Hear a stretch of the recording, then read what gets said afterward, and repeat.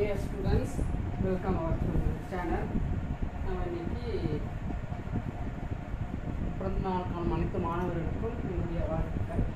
எங்களுக்கு 20வது கணக்கு போடலாம் பாருங்க.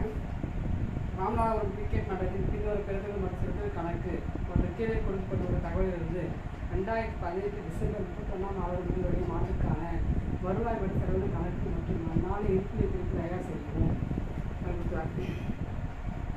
பெருதல் செலவு கணக்கு கொடுத்துட்டு அவங்க என்ன கேட்குறாங்க, வருவாய் நிலை செலவு கணக்கு இருப்பினை குறித்து கேட்குறாங்க. இப்போ நம்ம பார்க்கும்போது பெருதல் செலவு பெருதல்கள்லாம் இப்போ அது மாதிரி பெருதல் செய்யணும் செலுத்தல் செய்து பெருதல் கொடுக்கும். இப்போ வருவாய் செலவு இந்த காலத்துனாக்கா செலவெல்லாம் வந்து 10 சேரும், வருமானங்கள்லாம் வரவு சேரும். செலவுலாம் 10 சேரும், வருமானங்கள்லாம் வரவு சேரும். அவங்க கொடுத்தது பெருதல் செலவு கணக்கு கொடுத்துருக்காங்க. இருப்பினை குறிப்பு கணக்கு பாருங்கள். ராமநாதபுரம் கிரிக்கெட் மண்டலத்தின் ஏடுகளில் 2018 டிசம்பர் 31 முடிவரை மாதத்துக்கான வருவாய் செலவு கணக்கு அப்படின்னு எழுதிட்டோம். கணக்கு பார்த்தீங்கன்னா இருப்பு கீழ் கொண்டு வரப்பட்டது கை ரொக்க வங்கி ரொக்கம். நல்லா ஞாபகம் வச்சுங்க, பெருதல் செலுத்தல் கணக்கு தான் கை ரொக்க வங்கி ரொக்க இடம் பெறும். ஆனால் வந்து வருவாய் மற்றும் செலவு கணக்கில் இடம் பெறாது. வருவாய் மற்றும் செலவு கணக்கில் ரொக்க இருப்பு, வங்கி இருப்பு, தொடக்கம், இறுதி இருப்பு ரெண்டுமே இடம் பெறாது. நல்லா ஞாபகம் வச்சுக்கோங்க. புக்கு பார்த்தோன்னே கன்ஃபியூஷனாக எடுத்து எழுதாதீங்க. அப்போ செலவு வருமானம் மட்டும் இருக்கும். ரெண்டாவது முக்கிடுங்க, இருப்புக்கு கொண்டு வரது கை ரொக்கம் 5000, வங்கி ரொக்கம் 10,000 இருக்கிறாங்க. இருக்குது இது வந்து இதில் ஒரு இருப்பினை குறிப்பு போகிறதே இருப்பினை குறிப்பு தான் வரும். இப்போ சந்தா வந்து 2017, 18, 19 3 ஆண்டு கொடுத்துருக்காங்க. இங்கே கணக்கு நல்லா பாருங்கள். 2018 மார்ச் 31 டிசம்பர் முடிவுறது அதை தான் கேட்குறாங்க. அப்போ 2018 கொடுத்தா 2018 பெற்றக்கூடிய சந்தா மட்டும் எடுத்துக்கணும். 2018 பெற்ற சந்தா மட்டும் எடுத்துக்கணும். 2017 முந்தையது, 2019 அடுத்தது எடுத்துக்கூடாது. இது வந்து அடுத்தது வந்து முன்கூட்டி பெற்ற மாதிரி. அது முன்கூட்டி பெற்றன்னு சொல்லிட்டு நம்ம முன்கூட்டி பெற்றது ஒரு பொறுப்புகள் செய்வோம். இதுக்குள்ள குறிப்பிட்ட பொறுப்புகள் செய்வோம். அப்போ அங்கே எடுத்துக்கலாம். இப்போ வருவாய் செலவு கணக்கு மட்டும்னாலே பெற்ற சந்தா வருமானம், பெற்ற சந்தா வருமானம்.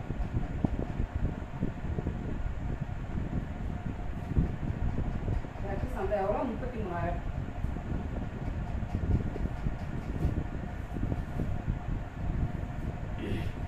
அவுட்டர் ஆர்டரில் போட்டுக்கலாம். ஆச்சா, அதுக்கு அடுத்து பாருங்க, நுழைவு கட்டணம் வருமானம் தான்.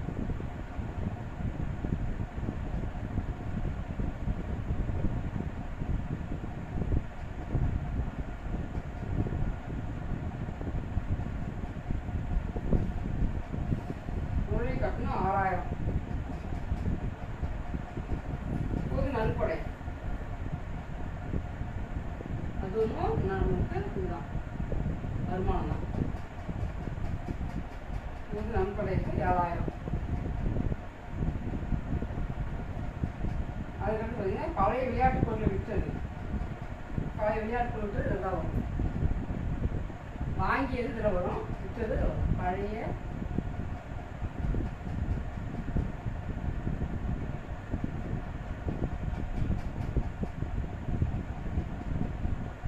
பொருள் விற்றது. விளையாட்டு பொருட்கள் எவ்வளோ? 1000 ரூபாய். இதர வரவு, இதில் வரவு கொடுக்கலாம். இதில் வரவுன்னா இதில் 500 ரூபா போட்டிங்களா? பாருங்க செலவு என்னென்னா பாருங்க. வாடகை 11,000.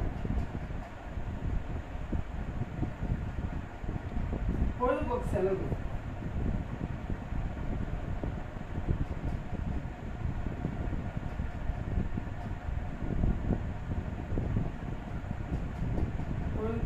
எவ்வளோ? 11,200 ரூபா. அதுக்கடுத்து அறைகள் சொத்துல வரும். விளையாட்டு பொருள் வாங்கி இங்கே வந்து கீழே கூடுதல் தகவல் கொடுக்குறாங்க. 2015 ஜனவரி 1 முதல் நிதி கொடுக்குறாங்க.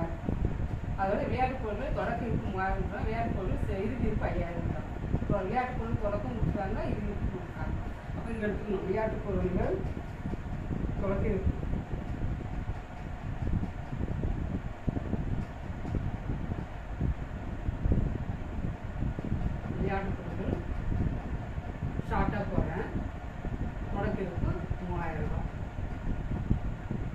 கொடுக்குறாங்க. விளையாட்டு பொருட்கள் வாங்கி கொடுக்குறாங்க. கூட்டுக விளையாட்டு பொருட்கள் வாங்கிட்டு எவ்வளோ 13,000 கூட்டுக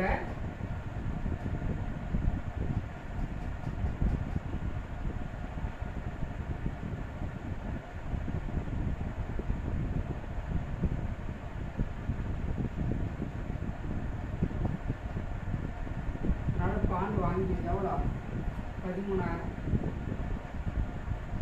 அதில் கழிக்கு இறுதி கொடுத்துட்டாங்க. இங்கே வாங்கியது கூட்டிக்கணும், தொடக்கிருப்பு எடுத்துக்கணும். இது வாங்கியது கூட்டிக்கணும், கழிக்க இறுதி இருக்கு.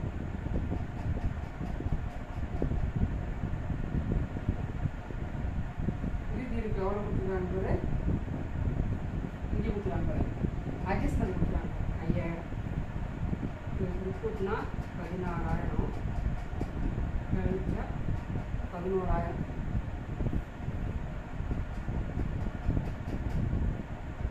11,000 வச்சா அதுக்கடுத்து என்ன கொடுக்குறாங்க கீழே பாரு.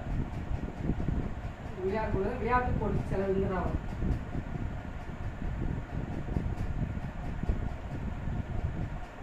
விளையாட்டு போட்டி செலவு எவ்வளோ 12,000.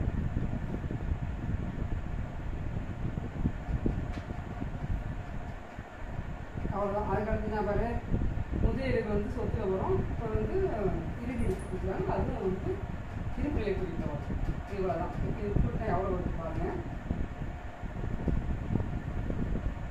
33, 49, 46, 47, 47,500.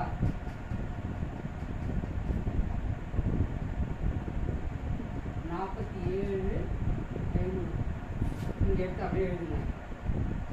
47,500. இது 47,000. இதை கழிச்சா உங்களுக்கு செலவை காட்டிலும் வருமானம் அதிகம். அப்புறம் தான் உபரி இருக்கும். அப்போ செலவு வருமானம் வந்து அதிகமாக இருக்கும். உபரி காசு உபரி தான். செலவுகளை காட்டிலும்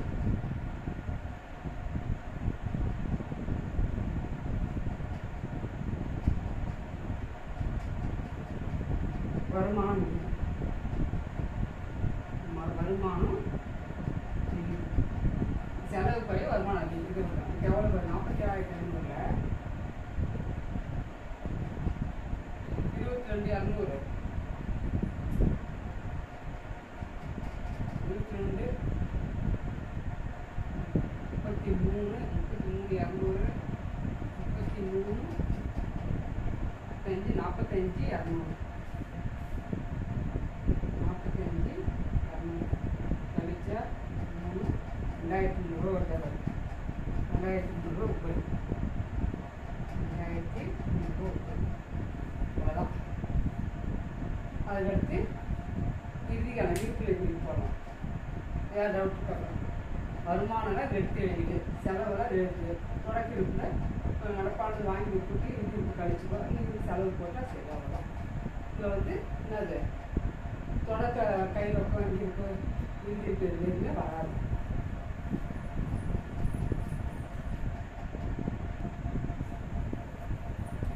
பாருங்க இருப்பிலை குறிப்பு கேட்டிருக்காங்க. 2015 34 இருப்பிலை குறிப்பு பொறுப்புகள் செலுத்துறாங்க. கணக்கு பார்த்தீங்கன்னா முதல் நிதி கொடுத்துருக்காங்கன்னு சொன்ன பார்த்தோம். ஃபஸ்ட்டு அட்ஜஸ்ட்மெண்ட் கொடுத்துருவாங்க. 2018 ஜனவரி 1 அன்று முதல் நிதி. முதல் நிதினா முதல் வந்து பொருட்கள் சேர்க்க வரும். பார்க்கணும்.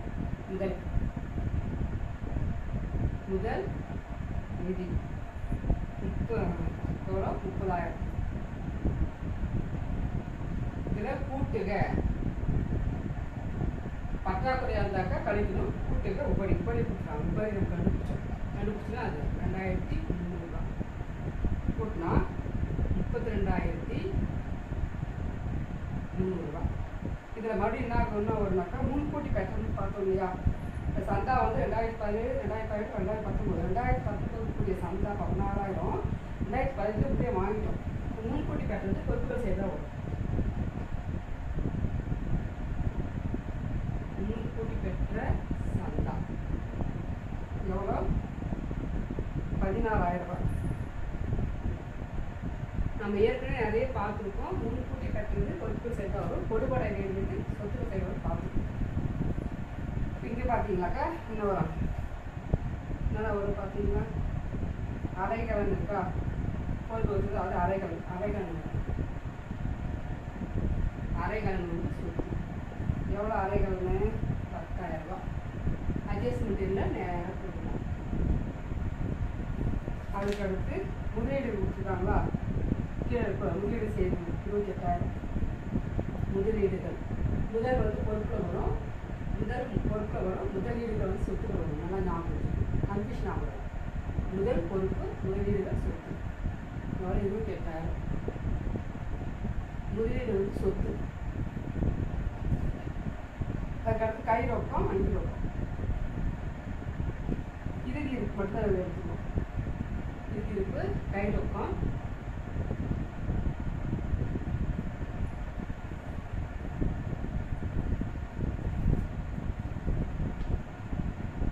$1,300.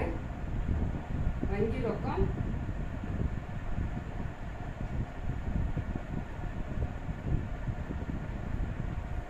4,000 ரூபா. அதுக்கடுத்து விளையாட்டு பொருள் இறுதி கொடுத்துருக்காங்க. இறுதி கொடுத்தா 2 இடத்துல வந்து சொல்லியிருக்காங்க. நாங்கள் வந்து ஒரு வியாபார கணக்கு போடுவோம், வியாபார கணக்கு பற்றி சேர்ந்து சொத்துக்கள் இது செய்வோம். இங்கே வந்து என்ன பண்ணியிருக்கோம், இதில் போட்டு செலவில் கழிச்சிட்டு போட்டுருக்கோம். இது வந்து இறுதி விளையாட்டு பொருட்களில் இறுதி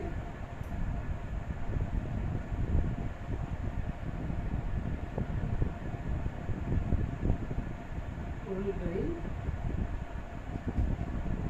இறுதி எவ்வளோ? 5,000. இப்போ இந்த சைடு கூட்டுங்க.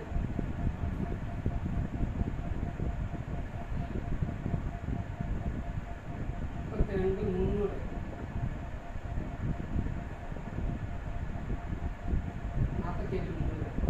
அதாவது 38, 5,300, 10,300. கரெக்டாக வருது. 48,500. 48,000 கலெக்டர் ஆகிடுச்சு. அவ்வளோதான் போட்டு பாருங்கள்.